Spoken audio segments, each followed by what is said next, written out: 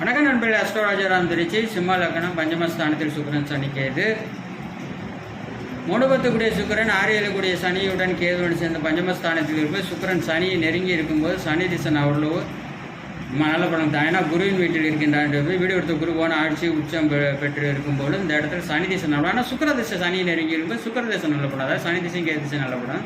சுக்கர திசையும் நல்ல பலம் தரணும்னா கண்டிப்பாக வளர்பில் சந்திரன், பௌர்ணமி சந்திரன் பார்வை, குருவின் பார்வை பெற்றிருக்கும் போது, தனி புதனின் பார்வை பெற்றிருக்கும் போது 3 திசையும் நல்ல பலம் தரும். பூர்வீகத்து மூலம் வளர்ச்சி, பிள்ளைகளால் பெருமை, இசை, எழுத்து, ஞானம், உயர் சொகுசு வாழ்க்கை, இன்ஸ்டாம் பேக், நல்ல ஒரு ஹீரோ ஹீரோயினாக உயர் உன்னத அமைப்பு கண்டிப்பாக கொடுக்குங்க. அதுக்கு அடுத்து லக்னாதிபதி எல்லா விதியும் பொருந்தி வர வேண்டாம். 2026 சட்டசபை தேர்தல் முதல்வர் யூடியூப்ல போய் தமிழில் டைப் பண்ணி சேனல் அஸ்ட்ரோராஜராம் சப்ஸ்கிரைப் எப்படி வரும். 2022 கணித்திட்டு விதி அதிகாரி சாதம் அவரே அடுத்த CM. நன்றி.